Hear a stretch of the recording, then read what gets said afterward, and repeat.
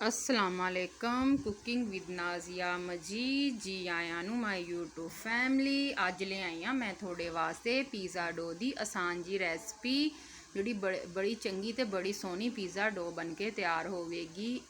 देखो तुसी लेना एक बाउल के अंदर तुसी डालना वा तकरीबन 1.5 तो 2 गिलास नीम गर्म पानी दे। असी बनावांगे 2 पीज़ियां दी डो क्योंकि अज मैं बनाने लगी हाँ 2 पीज़े। इहदी मैं डो तैयार करन लगी सी। मैं क्या थोड़े नाल इहदी रेसिपी शेयर करदा कि थोड़े तक भी आसान जिहियां रेसिपियां पहुँचदियां रहन। देखो ये अंदर मैं डाले आ 2 चम्मच चीनी दे अंदर पाए मैं 2 चम्मच चीनी दे।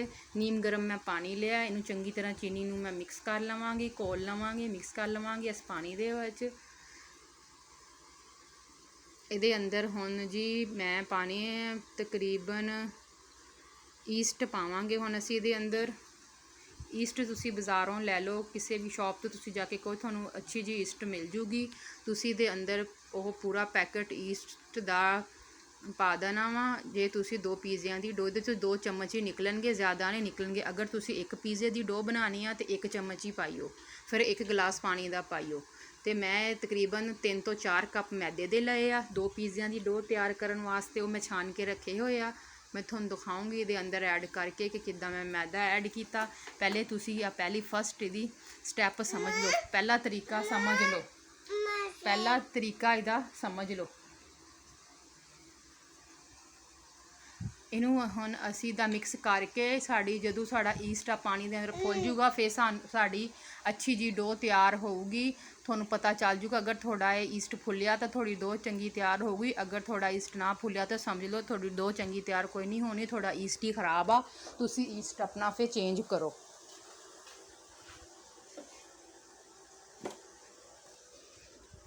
आ देखो जी इनू मैं ढक के तकरीबन 10 मिनट वास्ते रख देंगी।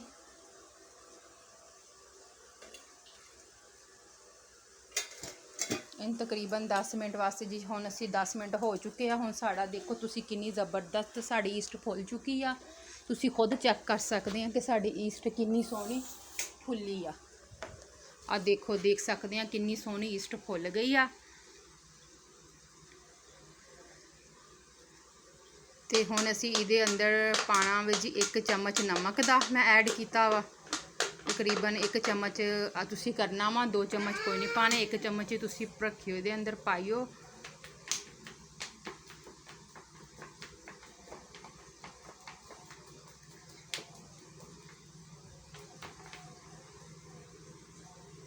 हुण जी इहदे अंदर तुसी तकरीबन 1 चम्मच 2 चम्मच कुकिंग ऑयल मैं पा रही हाँ। तुसी गौर नाल देखियो किसी भी क्वालिटी का या किसी भी कंपनी का तुसी कुकिंग ऑयल लै सकते हैं। ये कोई इशू नहीं हैगा।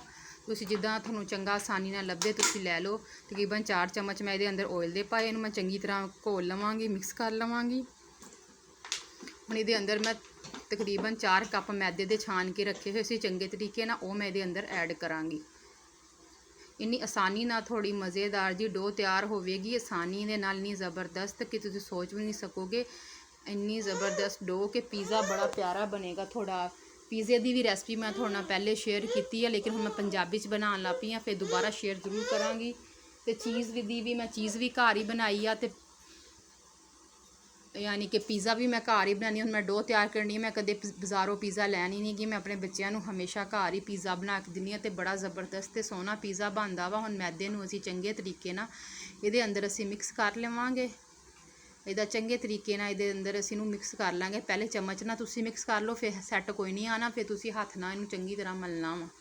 फिर चंगी तरह यह गुन हो जाऊगा हत्थ दे नाल। पहले तुसीं चम्मच नाल इदां करदे रहो, ये चंगी तरह इदां कोई नहीं होना चम्मच दे नाल। फिर तुहानूं हत्थ दे नाल इहनूं करना पैना वा चंगे तरीके नाल।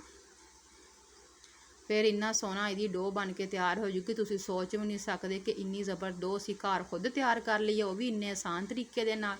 लोगों को पहले तो पिज़्ज़े की डो ही नहीं सही बनती, फिर पिज़्ज़ा कित्थों सोहना बनना वा। तुसीं इस तरीके नाल जरूर अप्लाई करियो तो थोड़ी डो आ देखियो मैं इहदा हत्थ दे नाल पहले इहनूं इदां करन डई। इहनूं चंगे तरीके नाल तुसीं हत्थ दे नाल कर लेना। ये चंगी तरह एक यकजक हो जाए, ये सारा चंगे तरीके नाल मिक्स हो जाए। देखो जी तुसीं इदां चंगे तरीके नाल इहनूं मिक्स करना वा। आ देखो जी साड़ा आटा देखो तकरीबन डो दा तैयार हो चुकिया वा। तुसीं इहनूं हुण इदां चक के ਆ ਦੇਖੋ ਮਾਸ਼ਾਅੱਲਾ, ਇਹਨੂੰ ਤੁਸੀਂ ਗੁੰਨਿਆ ਥੋੜਾ ਜਿਹਾ, ਇਦਾਂ ਕਰਕੇ ਗੁੰਨ ਲਓ ਥੋੜਾ ਜਿਹਾ, ਜਿੱਦਾਂ ਆਪਾਂ ਆਟਾ ਗੁੰਨੀਦਾ ਵਾ। ਜ਼ਿਆਦਾ ਔਖਾ ਕੰਮ ਹੈ ਹੀ ਨਹੀਂ ਹੈਗਾ। ਫਿਰ ਨੂੰ ਆਪਾਂ ਰੱਖ ਦਾਂਗੇ 1 ਘੰਟੇ ਵਾਸਤੇ। 1 ਘੰਟੇ 'ਚ ਡੋ ਫੁੱਲ ਕੇ ਇੰਨੀ ਤਿਆਰ ਹੋ ਜੂਗੀ ਤੁਸੀਂ ਸੋਚ ਵੀ ਨਹੀਂ ਸਕਦੇ। ਇਹਨੂੰ ਮੈਂ ਪਹਿਲੇ ਇੱਕ ਟਰੇ 'ਚ ਕੱਢਾਂਗੀ, ਜਾਂ ਟਰੇ 'ਚ ਕੱਢ ਕੇ ਮੈਂ ਬਾਹਰ ਰੱਖਿਆ। ਹੁਣ ਮੈਂ ਜਿਹੜਾ ਮੇਰੇ ਕੋਲ ਕੰਟੇਨਰ ਹੈਗਾ, ਡੱਬਾ ਹੈਗਾ, ਇਹਦੇ ਅੰਦਰ ਮੈਂ ਥੋੜਾ ਥੋੜਾ ਹੱਥ ਦੇ ਨਾਲ ਹੀ ਕੁਕਿੰਗ ਆਇਲ ਲਾ ਲਾਂਗੀ। ਤੁਹਾਡੇ ਕੋਲ ਬਰਸ਼ ਹੈਗਾ, ਬਰਸ਼ ਨਾਲ ਲੈ ਲਓ। ਬਰਸ਼ ਨਹੀਂ ਹੈਗਾ ਤੁਸੀਂ ਹੱਥ ਨਾਲ ਤੇ ਚਮਚ ਨਾਲ ਵੀ ਚੰਗੇ ਤਰੀਕੇ ਨਾਲ ਇਸ ਡੱਬੇ ਦੇ ਅੰਦਰ ਬਰਸ਼ ਫੇਰ ਸਕਦੇ ਆ। ਆਹ ਦੇਖੋ ਜੀ, ਸਾਡਾ ਹੁਣ ਮੇਰਾ ਕੰਟੇਨਰ ਦੁਬਾਰਾ ਇਹ ਵਾਲਾ ਮੈਂ ਦੁਬਾਰਾ ਕੋਈ ਨਹੀਂ ਧੋਇਆ, ਫਿਰ ਜ਼ਿਆਦਾ ਪਾਣੀ ਲੱਗ ਜੂਗਾ। ਮੈਂ ਇਹਦੇ ਅੰਦਰ ਹਲਕਾ ਹਲਕਾ ਆਇਲ ਲਗਾ ਕੇ ਇਹਨੂੰ ਇੱਦਾਂ ਹੀ ਰੱਖ ਦੇਣਾ ਵਾ।